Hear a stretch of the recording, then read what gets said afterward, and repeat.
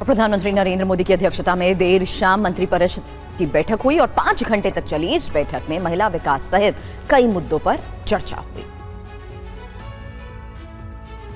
दिल्ली के सुषमा स्वराज भवन में आयोजित केंद्रीय मंत्रिपरिषद की 5 घंटे तक हुई बैठक में कई अहम मुद्दे पर चर्चा हुई। बीजेपी के नेतृत्व वाली एनडीए सरकार के तीसरे कार्यकाल के पहले 100 दिनों के एजेंडे की प्रगति के बारे में जानकारी ली गई। बैठक में महिलाओं, गरीबों, युवाओं और किसानों के विकास पर जोर देने पर चर्चा हुई। पीएम मोदी ने इस मीटिंग में 40 मिनट तक अपनी बात रखी। पीएम ने मंत्रियों और सचिवों को उम्मीद और विश्वास के साथ काम करने को कहा। मंत्रिपरिषद की बैठक में जिन महत्वपूर्ण मुद्दों पर चर्चा हुई उनमें 100 दिवसीय एजेंडे पर चर्चा की गई। इस मीटिंग में 100 दिवसीय एजेंडे पर कई मंत्रालयों ने प्रेजेंटेशन भी दी। मीटिंग में विकसित भारत 2047 के लक्ष्य पर विशेष फोकस किया गया। इंफ्रा, सोशल, डिजिटल और टेक्निकल विषयों पर संबंधित मंत्रालयों से बातचीत की गई। नई रेलवे लाइनों, बंदरगाहों, हवाई अड्डों के निर्माण पर भी जोर देने पर विचार किया गया। ग्रामीण क्षेत्रों में तेजी से विकास का लक्ष्य दिया गया। हर घर जल और हर घर नल योजना को आगे बढ़ाने पर जोर देने को कहा गया। सुदूरवर्ती राज्यों में एम्स की स्थापना करने का लक्ष्य भी रखा गया। और आइए आगे बढ़ते हैं। अब खबर झारखंड की राजनीति से जुड़ी हुई। झारखंड जीतने के लिए बीजेपी ने प्लान बना लिया है। आदिवासियों के लिए आरक्षित सीटों पर पार्टी बड़े आदिवासी चेहरे को मैदान में उतारेगी।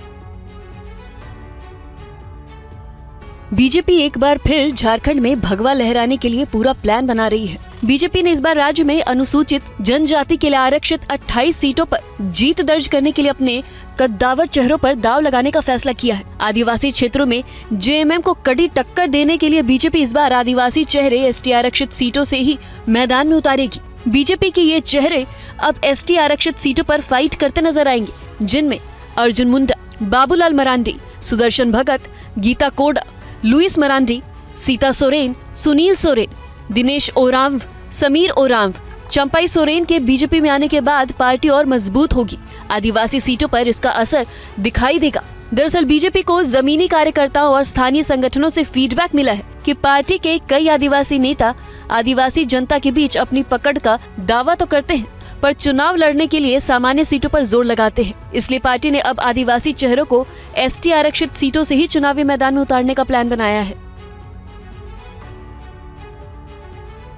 आखिरकार झारखंड के पूर्व सीएम चंपाई सोरेन ने जेएमएम का दामन छोड़ दिया है और आज वो बीजेपी में शामिल हो रहे हैं।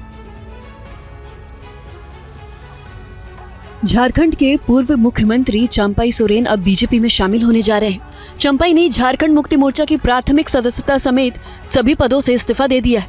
उन्होंने शिबू सोरेन को लिखे पत्र में कहा कि वो पार्टी की नीतियों से दुखी होकर इस्तीफा दे रहे हैं। चंपाई ने कहा कि वो 30 अगस्त को बीजेपी में शामिल होंगे। पार्टी उन्हें जो भी जिम्मेदारी देगी वो उसे स्वीकार करेंगे। 30 तारीख को हम भारतीय जनता पार्टी में शामिल होंगे, सदस्य लेंगे। उसके बाद सबसे बड़ा पार्टी है देश में,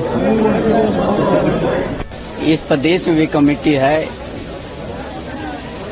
पार्टी किस तरह का हमको किस क्षेत्र में या झारखंड क्षेत्र किस तरह का काम को हमको दायित्व देंगे, उसी हिसाब से हम काम करेंगे। क्योंकि हर पार्टी का कुछ काम करने का तौर तरीका भी है, इसीलिए हमको जिस क्षेत्र में काम करने के लिए दायित्व देंगे या पूरा झारखंड में देंगे, उसी हिसाब से हमारा कार्यक्रम तय होगा।